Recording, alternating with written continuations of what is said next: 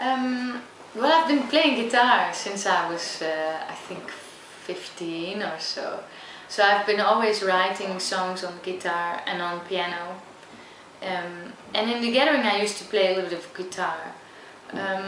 But you know, after I went solo, of course I wrote more songs. I wrote all the songs for my albums, and so I played more guitar, and I do lots of solo gigs, right, with only the guitar and me. So I've been playing more now, like since 6 years I'm playing more. But yeah, I love it. I love to, and sometimes you have like phases, you play more piano and then sometimes you play more guitar, but the last few years I've been playing a lot of guitar.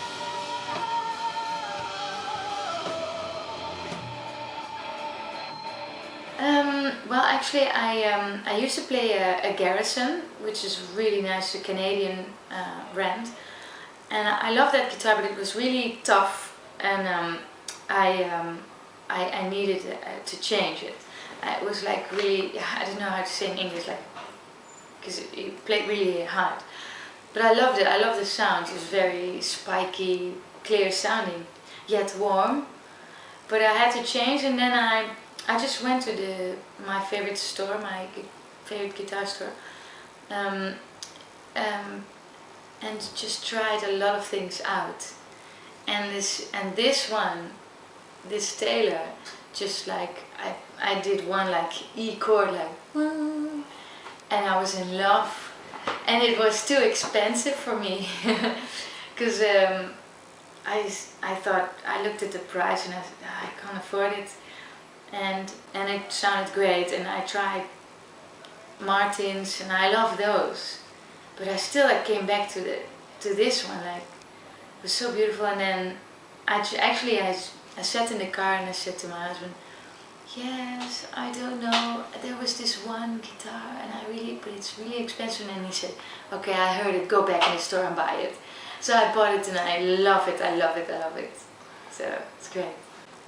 Yes, because it's a vocal thing. Like I want to challenge myself vocally, and I do a lot of when I do my solo gigs with only me and the guitar.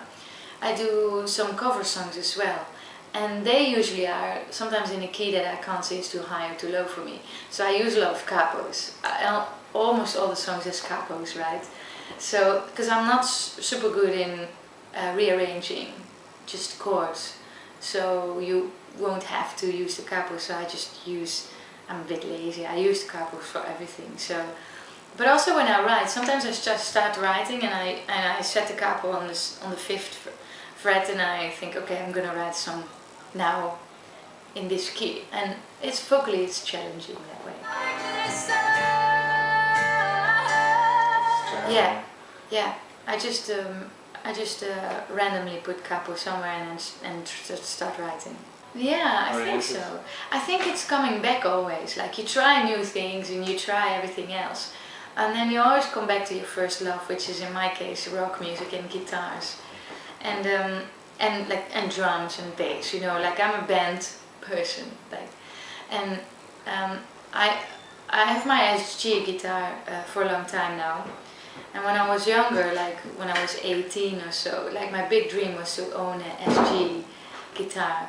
And at one point, like I think 8 years ago or something, I just got one. It's like the same story. I fell in love with it so much, and it's great. And I try to be better on the guitar every time, but it's more difficult for me to be a guitar player than a singer.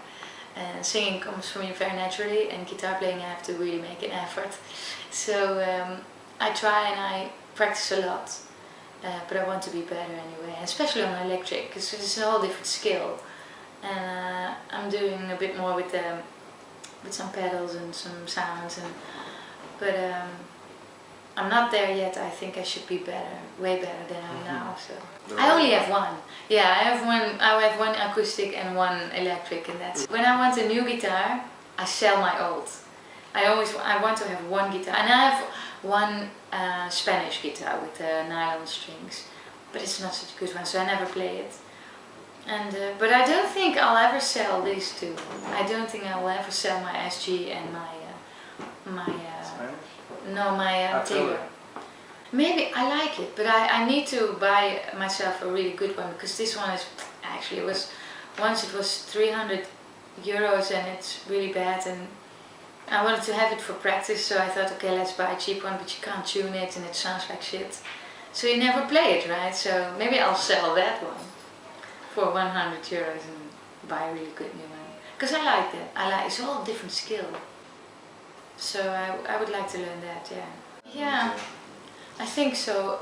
When I do my solo gigs on the acoustic guitar, sometimes I do some loop pedal things.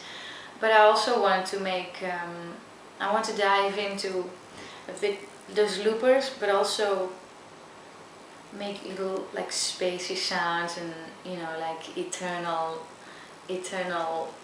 spacey stuff. I would like that. And then do vocals on the looper as well, you know, making like spacey vocals and stuff like that. So make like soundscapes would be cool, but it takes time. So, and I'm always doing the thing for the album and the tour and the writing.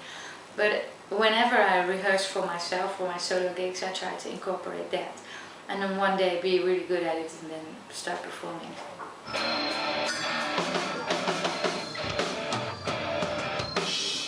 On the guitar? Yeah. I'd like to do solo stuff. Guitar but that's solos? hard. Yeah. Oh. Like a proper guitar player, but that's hard. And I do little lead things sometimes, but on the looper, you know. But I'm not, you know, I should, but it's practice. It's all about practice and time, right? Yeah, I do. I like that. It's nice because people make an effort to sing or play your songs in their own way. It's really nice. Yeah, I like it because it's a big compliment, and it shows that I'm doing a good job at what I'm doing. Although I, for myself, want to be better always, all the time. So I never get lazy because of that, you know. I think the opposite. I want to work harder to be better musician, better performer, better singer, better songwriter every time again. So, but it's a big compliment, and I have that too. You know, I have my idols and I have people I look up to, and so I know the feeling. Sometimes it's nice if you are the one that can, you know, trigger people to do something nice, you know, something good. I look back on it as a fantastic adventure, you know, like the days with the gathering. I learned so much, we've seen so much, and we had so much fun, and it's really, really great. Although I don't look back a lot. I think 20 years is only time, and what matters is now and the future. But of course you wouldn't have a future if you didn't have the past, so I cherish the past very much. But you know, as you get older, you have to do, you know, you have to kind of look forward always, like try new things and do new things, work with new people. That's what I like. I do have a lot of ideas, always, but I think things are going in waves, you know. Sometimes you want up-tempo, like crystal clear songs, like this album.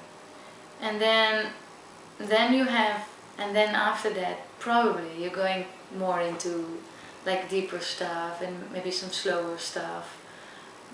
But always with good energy, right? That's the most important thing.